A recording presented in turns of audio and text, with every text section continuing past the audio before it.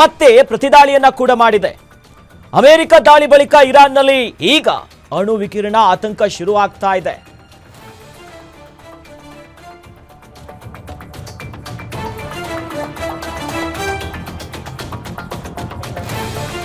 Iran ದೇಶದ 3 ಅಣ್ವಸ್ತ್ರ ಸಂಸ್ಕರಣಾ ಘಟಕಗಳ ಮೇಲೆ ದಾಳಿ ಮಾಡಲಾಗಿದೆ. ಈಗ ದಾಳಿಗೆ ಆತಂಕವನ್ನ ವ್ಯಕ್ತಪಡಿಸ್ತಾ ಇದೆ ಅಂತಾರಾಷ್ಟ್ರೀಯ ಅಣುಶಕ್ತಿ ಏಜೆನ್ಸಿ. ಇರಾನ್ ದೇಶದಲ್ಲಿ ಅಣು ವಿಕಿರಣ ಹರಡುವಂತ ಆತಂಕ ಹೆಚ್ಚಾಗ್ತಿದೆ. ಆ ನಿಟ್ಟಿನಲ್ಲಿ ಆತಂಕವನ್ನು ವ್ಯಕ್ತಪಡಿಸ್ತಾ ಇದೆ ಏಜೆನ್ಸಿ. ವಿಶ್ವಸಂಸ್ಥೆಯ ಅಡಿ ಕಾರ್ಯನಿರ್ವಹಿಸುವಂತ ಅಂತಾರಾಷ್ಟ್ರೀಯ ಅಣುಶಕ್ತಿ ಏಜೆನ್ಸಿ ಈಗ ಭಯ ಬೀಳ್ತಾ ಇದೆ ಏನಾಗಬಹುದು ಅಂತ.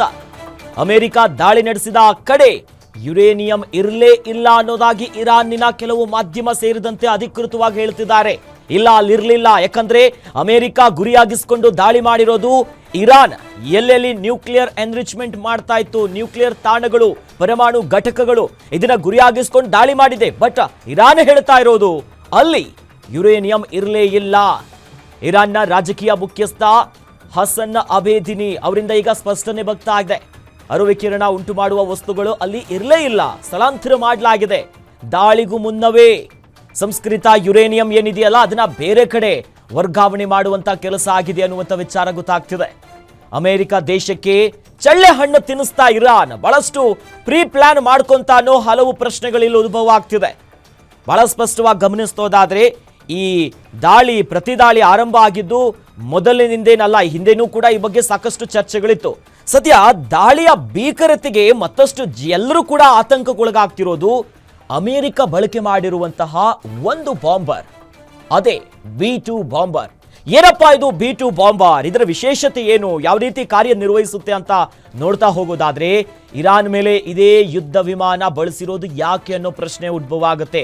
ಯಾಕೆ ಅದನ್ನೇ ಬಳಕೆ ಮಾಡ್ತು, ಏನು ವಿಶೇಷತೆ ಇದೆ ಅಂತಂದ್ರೆ ಬತ್ತಳಿಕೆಯಲ್ಲಿರುವಂತ ಅತ್ಯಂತ ಶಕ್ತಿಶಾಲಿ ಯುದ್ಧ ವಿಮಾನ ಇದು. ಅಮೆರಿಕ ಹತ್ರ ಇರೋದು ಅತ್ಯಂತ ಬಲಿಷ್ಠ, ಬಾವಲಿ ಆಕಾರದಲ್ಲಿ ಹಾರಾಡುವಂತ ರಾಕ್ಷಸ ರಕ್ಕಸ ಅಂತ ಗುರುತಿಸಿಕೊಳ್ಳುತ್ತೆ ಇಡೀ ಜಗತ್ತಿನಲ್ಲಿ. ಸ್ಟೀಲ್ತ್ ಟೆಕ್ನಾಲಜಿ, ಆ ತಂತ್ರಜ್ಞಾನವನ್ನ ಹೊಂದಿದೆ ಅತ್ಯಾಧುನಿಕ ಯುದ್ಧದ ವಿಮಾನ ಇದು.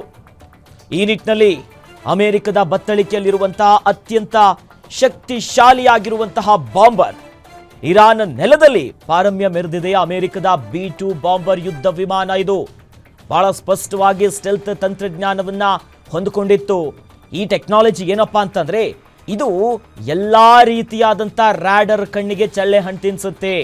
ಸಾಮಾನ್ಯವಾಗಿ ಒಂದು ವಾಯು ನೆಲೆಯ ಎಂಟ್ರಿ ಕೊಡ್ತಿದೆ ಆ ಪ್ರದೇಶಕ್ಕೆ, ಏರ್ ಝೋನಿಗೆ ಅಂತಂದ್ರೆ ಅಲ್ಲಿನ ರ್ಯಾಡರ್ ಡಿಟೆಕ್ಟ್ ಮಾಡುತ್ತೆ, ಹೌದು ಇಂಥದ್ದೊಂದು ದಾಳಿ ಆಗ್ತಿದೆ. ಬಟ್ ಈ B2 ಬಾಂಬರ್ ಇದೆಯಲ್ಲ ಯಾರ ಕಣ್ಣಿಗೂ ಕಾಣಿಸ್ಕೊಳ್ಳಲ್ಲ, ಆ ರ್ಯಾಡರ್ಗೆ ಸಿಗೋದಿಲ್ಲ.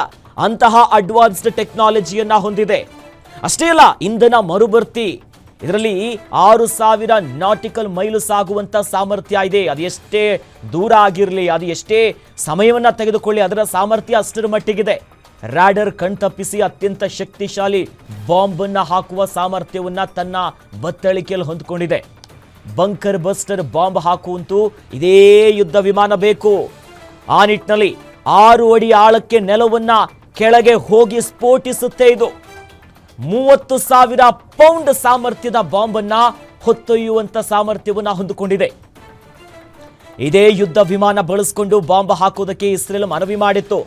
ಈಗ ಇಸ್ರೇಲ್ ಮನವಿಗೆ ಸ್ಪಂದಿಸಿ B2 ಯುದ್ಧ ವಿಮಾನವನ್ನ ಪ್ರಯೋಗ ಮಾಡಿದೆ. ಅಮೆರಿಕ ಪ್ರಯೋಗ ಮಾಡಿರೋದು ಇಡೀ ಪ್ರಪಂಚದಲ್ಲಿ ಅನೇಕ ರೀತಿಯಾದಂತಹ ಈ ರೀತಿಯಂತ ಬಾಂಬರ್ಗಳಿದೆ. ಅಂದ್ರೆ ಸರಣಿಯಾಗಿ ಸಾಮಾನ್ಯವಾಗಿ ನಾವು ಜೆಟ್ಟರ್ ಫೈಟರ್ ಜೆಟ್ಸ್ಗಳನ್ನ ನೋಡ್ತೀವಿ, ನೇರವಾಗಿ ಶಾರ್ಟ್ ರೇಂಜು ಮಿಡಲ್ ರೇಂಜ್ ಆಗಿ ಬ್ಲಾಸ್ಟ್ ಮಾಡ್ತಾರೆ. ಬಟ್ ಇದು ಅತ್ಯಂತ ಅಡ್ವಾನ್ಸ್ಡ್ ಆಗಿದೆ.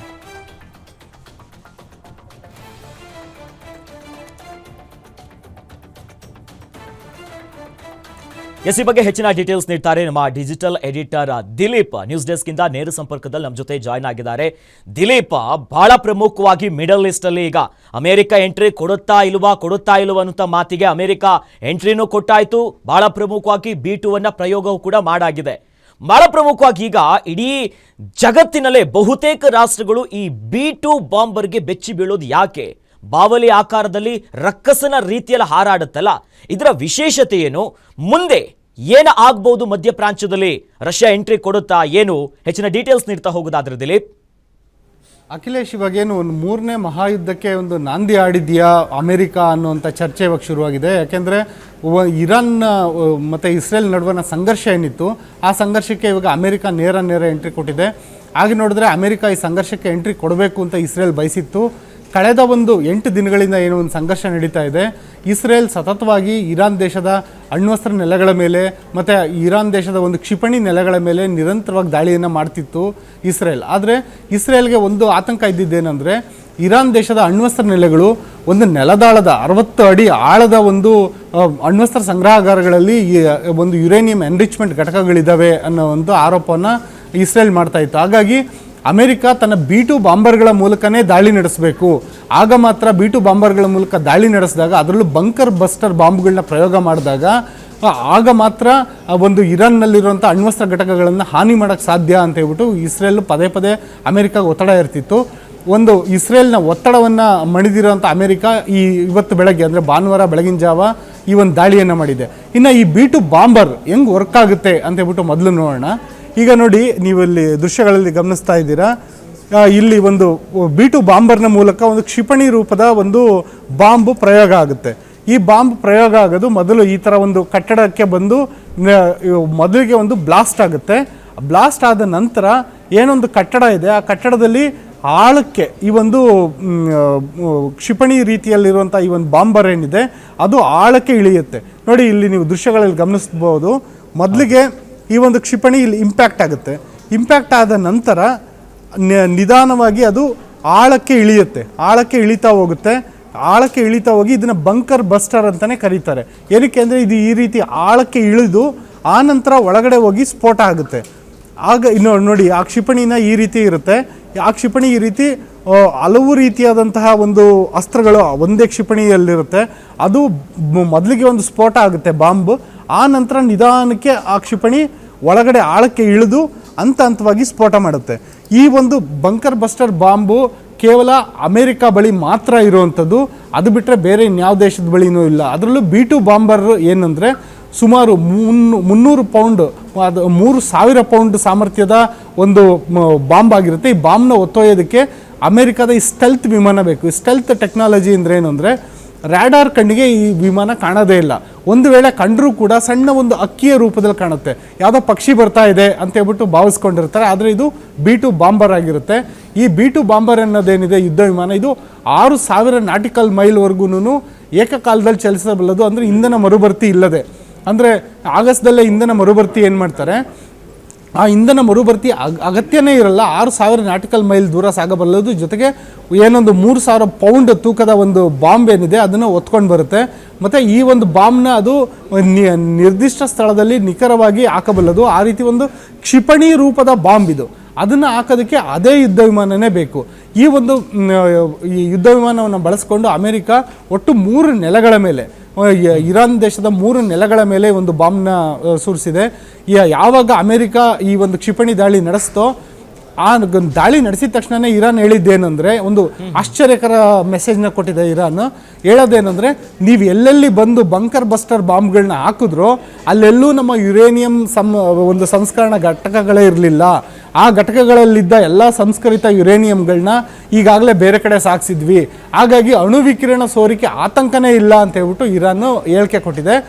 ಜೊತೆಯಲ್ಲೇನೆ ಅಮೆರಿಕ ಒಂದು ಬಾಂಬ್ ದಾಳಿ ನಡೆಸಿದ ತತ್ಕ್ಷಣನೇ ಇರಾನ್ ದೇಶ ಇಸ್ರೇಲ್ ಮೇಲೆ ಕ್ಷಿಪಣಿಗಳ ಮಳೆಯನ್ನೇ ಶುರು ಮಾಡಿದೆ. ಒಂದು ರೀತಿ ಅಲೆಗಳ ರೀತಿ ಕ್ಷಿಪಣಿಗಳು ಬಂದು ಇಸ್ರೇಲ್ನ ಹಲವು ನಗರಗಳ ಮೇಲೆ ಬೀಳ್ತಿದೆ. ಅದರಲ್ಲೂ ಇಸ್ರೇಲ್ನಲ್ಲಿ ಒಂದು ಜೆರುಸಲೆಮ್ ಅಂತ ಏನಂತಾರೆ, ಅದು ಅತ್ಯಂತ ಪವಿತ್ರವಾದ ನಗರ 3 ಧರ್ಮಗಳಿಗೆ, ಅಂದರೆ ಒಂದು ಯಹೂದಿಗಳಿಗೆ, ಕ್ರೈಸ್ತರಿಗೆ ಮತ್ತು ಮುಸ್ಲಿಮರಿಗೆ, 3 ಧರ್ಮಗಳಿಗೆ, 3 ಧರ್ಮದ ಜನಗಳಿಗೆ ಒಂದು ಪವಿತ್ರ ಸ್ಥಳವಾಗಿರೋ ಜೆರುಸಲೆಮ್ ಮೇಲೂ ಕೂಡ ಇರಾನ್ ಬಾಂಬ್ಗಳ ಮಳೆಯನ್ನು ಸುರಿಸಿದೆ. ಮತ್ತು ಇರಾನ್ನ ಕ್ಷಿಪಣಿಗಳು ಯಾವ ರೀತಿ ದಾಳಿ ನಡೆಸ್ತಿದ್ದಾವೆ ಅಂದರೆ, ಇರಾನ್ ದೇಶದಾದ್ಯಂತ ಸೈರನ್ಗಳು ಮೊಳಗ್ತಾ ಇದ್ದಾವೆ. ಮತ್ತು ಇದು ಇಸ್ರೇಲ್ ದೇಶ ಏನಿದೆ, ಆ ದೇಶ ಮತ್ತೆ ಒಂದು ತನ್ನ ಪ್ರತಿದಾಳಿ ನಡೆಸಬೇಕು ಅಂತ ಹೇಳ್ಬಿಟ್ಟು ಇಸ್ರೇಲ್ ದೇಶದ ಯುದ್ಧ ವಿಮಾನಗಳು ಇರಾನ್ ಮೇಲೆ ಮತ್ತೆ ಬಾಂಬ್ಗಳ ಮಳೆ ಸುರಿಸ್ತಾ ಇದೆ. ಅಂದರೆ ಈ ಮೂಲಕ ಯುದ್ಧ ಅನ್ನೋದು ಒಂದು ತೀವ್ರ ಸ್ವರೂಪ ಪಡ್ಕೊಂಡಿದೆ. ಮತ್ತು ಇರಾನ್ ಮತ್ತು ಇಸ್ರೇಲ್ ನಡುವಣ ಈ ಒಂದು ಯುದ್ಧಕ್ಕೆ ಈಗ ಅಮೆರಿಕ ಎಂಟ್ರಿ ಆಗಿರೋ ಹಿನ್ನೆಲೆಯಲ್ಲಿ ಒಂದು ವೇಳೆ ರಷ್ಯಾ ಏನಾದರೂ ಇರಾನ್ ಬೆಂಬಲಕ್ಕೆ ನಿಂತರೆ ಅದು 3ನೇ ಮಹಾಯುದ್ಧಕ್ಕೆ ನಾಂದಿ ಆಡುತ್ತಾ ಅನ್ನೋ ಪ್ರಶ್ನೆಯೂ ಶುರುವಾಗಿದೆ. ಅಖಿಲೇಶ್, ಜೊತೆಲಿ ಈಗ ಈ ಎಲ್ಲಾ ದಾಳಿಯ ಬೆನ್ನಲ್ಲೇ ಬಹಳ ಪ್ರಮುಖವಾಗಿ ಇರಾನ್ ಕೂಡ ಒಂದು ಪ್ರತಿಕ್ರಿಯೆ ಕೊಡುತ್ತೆ. ನೀವು ಆರಂಭ ಮಾಡಿದ್ದೀರಿ, ನಾವು ಕೊನೆ ಮಾಡ್ತೀವಿ ಅಂತ. ಈಗ ಇರಾನ್ಗಿರುವಂತ ಆಪ್ಷನ್ ಏನು ಅಂತ, ತನ್ನ ಸಾಮರ್ಥ್ಯ ತೋರಿಸ್ಕೊಂತೀನಿ, ಕೆಳಗೆ ಬಿದ್ದರೂ ಕೂಡ ಮೀಸೆ ಮಣ್ಣಾಗಿಲ್ಲ ಅನ್ನುವಂಥ ನಿಟ್ಟಿನಲ್ಲಿ ಏನಾದರೂ ಮಾಡುತ್ತಾ, ಅಥವಾ ಅಮೆರಿಕದ ಈಗಾಗಲೇ ಟ್ರೂಪ್ಸ್ ಇದೆ, ಮಿಡಲ್ ಈಸ್ಟ್ ಭಾಗದಲ್ಲಿ ಅಮೆರಿಕದ ಟ್ರೂಪ್ಸ್ ಇದೆ, ಜೊತೆಲಿ ಎಂಬೆಸಿ ಅಥವಾ ಸಿಟಿಸನ್ಸ್, ಯಾವ ಸ್ಟ್ರಾಟಜಿಯನ್ನು ಯೂಸ್ ಮಾಡ್ಬೋದು ಈ ಹೊತ್ತಿನಲ್ಲಿ?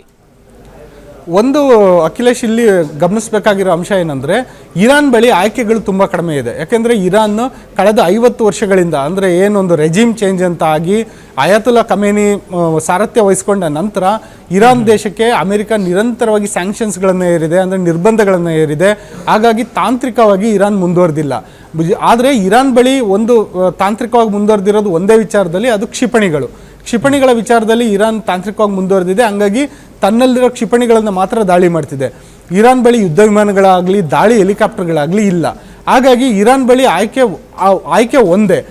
ಜೊತೆಗೆ ಇರಾನ್ ಏನು ಮಾಡ್ತಿದೆ, ಇಸ್ರೇಲ್ ಮೇಲೆ ದಾಳಿ ನಡೆಸ್ಬೋದು, ಆದರೆ ಅಮೇರಿಕಾ ಮೇಲೆ ಕ್ಷಿಪಣಿ ದಾಳಿ ನಡೆಸುವಂಥ ಸಾಮರ್ಥ್ಯ ಇರಾನ್ ಬಳಿ ಇಲ್ಲ. ಹಾಗಾಗಿ ಇರಾನ್ದು ಆಯ್ಕೆ ಏನು ಮಾಡ್ಕೊತಿದ್ದಾರೆ, ಮಧ್ಯಪ್ರಾಚ್ಯದಲ್ಲಿರುವಂತಹ 10ರಿಂದ 12 ಅಮೆರಿಕದ ಸೇನಾ ನೆಲೆಗಳೇನಿದ್ದಾವೆ ಅದನ್ನು ಗುರಿಯಾಗಿಸಿ ದಾಳಿ ನಡೆಸೋದು ಇರಾನ್ನ ಒಂದು ತಂತ್ರಗಾರಿಕೆ. ಮತ್ತೊಂದು ತಂತ್ರಗಾರಿಕೆ, ಇರಾನ್ನ ಸಾಕುನಾಯಿ ರೀತಿ ಇರುವಂತಹ ಹೌತಿ ಉಗ್ರರೇನಿದ್ದಾರೆ ಅವರು ಅಮೆರಿಕ ಮತ್ತು ಇಸ್ರೇಲ್ನ ಹಡಗುಗಳನ್ನು, ಅಂದರೆ ಸರಕು ಸಾಗಣೆ ಹಡಗುಗಳನ್ನು ಗುರಿಯಾಗಿಸಿ ದಾಳಿ ಮಾಡೋಕ್ಕೆ ಅವರು ಮುಂದಾಗಿದ್ದಾರೆ.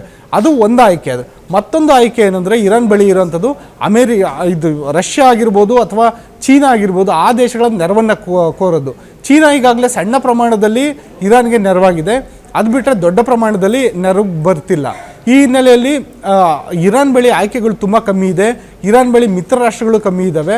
ಆದರೆ ಇರಾನ್ ತನ್ನಲ್ಲಿರುವಂಥ ಕ್ಷಿಪಣಿ ಸಾಮರ್ಥ್ಯವನ್ನೇ ಬಲವಾಗಿಟ್ಕೊಂಡು ಮುಂದೆ ಮುನ್ನುಗ್ತಾ ಇದೆ. ಹೀಗಾಗಿ ಅಮೆರಿಕ ಮತ್ತು ಇಸ್ರೇಲ್ ಏನಿದೆ ಅವು ತಮ್ಮ ವಾಯುಪಡೆಯನ್ನು ಬಳಸಿಕೊಂಡು ಇರಾನ್ ದೇಶವನ್ನು 4 ಮೂಲೆಯಿಂದ ಕಟ್ಟಿ ಹಾಕುವಂಥ ಕೆಲಸನ ಕೆಲವೇ ದಿನಗಳಲ್ಲಿ ಮಾಡೋ ಸಾಧ್ಯತೆಗಳು ಕಂಡು ಬರ್ತಾ ಇದೆ. ಅಖಿಲೇಶ್, ಧನ್ಯವಾದಗಳು ದಿಲೀಪ್, ತಮ್ಮೆಲ್ಲ ಮಾಹಿತಿ